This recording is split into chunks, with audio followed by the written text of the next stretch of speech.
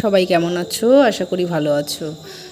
চলে আসলাম একটা নতুন ভিডিও নিয়ে। ভিডিওটা হলো লক্ষ্মী পুজোর দিনের সারাদিনের কিভাবে কি করলাম সেই ভিডিও। তো অনেকেই যারা ভিডিও দেখো তারা জানো যে আমার 3টে যমজ ছানা, 2 মেয়ে 1 ছেলে, মানে ভগবানের দেয়া, মা দুর্গার দেয়া, লক্ষ্মী, সরস্বতী, কার্তিক। তো তাদেরকে নিয়ে লক্ষ্মী পুজোর দিন কিভাবে কাটালাম সেই ভিডিওটাই শ্যুট করেছি, কারণ আমি সময় পাই না এডিটিং করতে। অনেক কাজের মধ্যে যেইটুকুনি পারি সেইটুকুনি শ্যুট করে রাখি, মানে এডিট করতে সময় পাই না, ভিডিওটা করে রাখি। তো এখান দিয়ে দেখতেই পাচ্ছ সব কিছু জোগাড় জানতে একা হাতে, কেন হেল্প করার কেউ নেই, একা হাতে সব কিছু জোগাড় করা।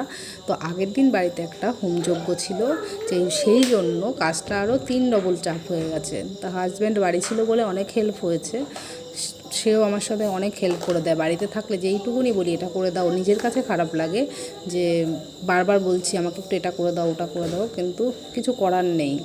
মনে হয় যে কেউ একটু করে দিলে আমার একটু সাহায্য হয় এরকম। তো এখান দিয়ে ময়দাটা করে নিয়েছি, মাখিয়ে নিয়েছি, লেচিগুলো করে নিয়েছি হাতে গোল করে। এখান দিয়ে ঘুগনিটা আগে করে নিয়েছিলাম প্রেশার কুকারে সিটি মেরে। তো দুপুরবেলা 3টে বাজে। আলপনাটা সকাল থেকে সব করতে করতে, আগের দিন যজ্ঞ ছিল বাড়িতে যেহেতু, সেই জন্য আগের দিনের কাজগুলো গোছাতেই লক্ষ্মী পুজোর দিন প্রায় বেলা 12টা বেজে গেছে। এবার লক্ষ্মী পুজোর কাজ করা সকাল থেকে একটানা চলছে লক্ষ্মী পুজোর কাজ। আর উপরে যেহেতু ঠাকুর ঘর, মানে চাপটা, কষ্টটা আরও বেশি। উপর নিচ করা, এটা লাগে সেটা লাগে, নামও উপরে। তা ওর বাবাকে দিয়ে সব কিছু আমি করাই, যে একটু এটা করে দাও, ওটা করে দাও, করে দেয়। যে একটু নারকেলটা ফাটিয়ে দাও, নারকেল ফাটাতে জানে না, আমি যে এনে তো দাও, আমি ফাটাবো।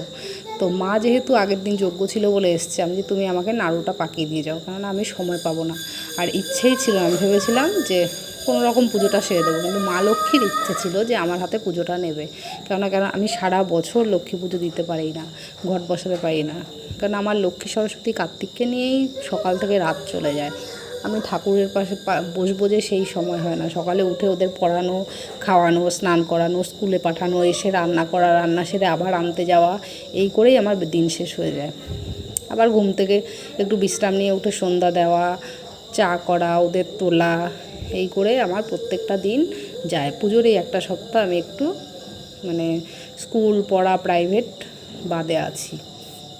ছোটোবেলার থেকে যেহেতু ওদের অনেক ক্রাইসিস করে ওদের এই 5 বছর পর্যন্ত এসেছি ওদেরকে নিয়ে। জানি না ভগবান কতটা সাথ দেবে, ভগবান সাথ দিয়েছে। ছোটোবেলার থেকে যখন ওরা হয়েছে, বাপের বাড়িতে ছিলাম, কত বিপদ আপদ, ঝড় ঝাপটা, ভগবান সাথে ছিল, হাজব্যান্ড আমার সাথে। আর মা বাবা ভাই যদি হেল্প না করতো, এত দূর ওদেরকে নিয়ে আমরা স্বামী স্ত্রী মিলে আসা অতটা সোজা ছিল না। রাস্তাটা তো কঠিন ছিল, মানে আরও কঠিন, মানে কেঁদে কেঁদে কাটাতে হতো দিনগুলো। যেভাবে কাটিয়েছি, ভগবান সাথ দিয়েছে, ভগবান মা বাবাকে পাশে দিয়েছে। তাই ভগবানের কাছে একটাই চাওয়া, যে মা বাবা ভালো থাকে, স্বামী ভালো থাকে, সুস্থ থাকে। তো মা লক্ষ্মীর পুজো এদিকে সব গুছিয়ে নিয়েছি। দুপুরবেলা আলপনা সেরে লুচিটা বেলে নিয়েছি। মা আগের দিন তো নাড়ু করে দিয়েছে, লুচিটা ভেজে নিয়েছি। আগের দিন নাড়ু করা হয়ে গেছিলো, মাকে দিয়ে করিয়ে নিয়েছিলাম। তো পুজোটা কমপ্লিট হয়ে গেছে, হাজব্যান্ডকে দিয়ে যা পারিয়েছি, যতটা পারিয়েছি করিয়ে নিয়েছি। তো নিজের মতো করে পুজোর জোগাড় করে নিজেই পুজো করেছি, কারণ আমাদের বাড়িতে লক্ষ্মী পুজোটা ব্রাহ্মণ দিয়ে হয় না, নিজেরাই করে। এখান দিয়ে দেখো মেয়ের অবস্থা, কড়াইটা চেটে খাচ্ছে, বারণ করলাম। ও তো জানে না যে কড়াইটা এঁটো হয়ে যাবে, তো বারণ করলাম, হাতটা চেপে ধরলাম।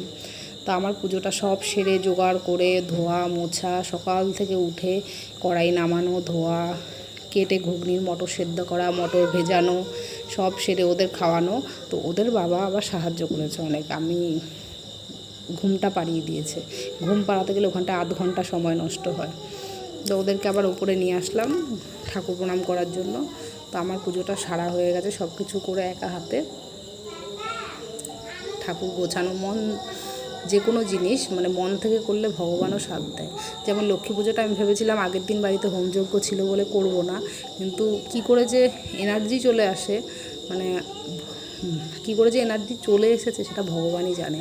মানে আগের দিন এতটা পরিশ্রম হয়েছে, ছোটাছুটি এই সেই করে, পরের দিন যে কোনো মানুষ স্বাভাবিক মানে শুয়ে পড়বে লম্বা হয়ে, তো সাথে তো আমার এই 3 ছানা আছে, কিন্তু ভগবান মা লক্ষ্মী সাথ দিয়েছে বলে আমি পুরোটা আয়োজন করতে পেরেছি, জোগাড় করতে পেরেছি। আর আমার সাথে তো হাজব্যান্ড ছিল বলেই পেরেছি। তো ওদের বাবাই বললো একটু লুচি তরকারি করো, লুচি ঘুগনি করো, তাই সামান্য পরিমাণে যেইটুকুনি পেরেছি মা লক্ষ্মীর জন্য আয়োজন করেছি। আর চালও এনেছিলাম, একটু পায়েস করব, সময় হয়ে ওঠেনি। তো কেমন লাগলো ভিডিওগুলো দেখো, টাটা।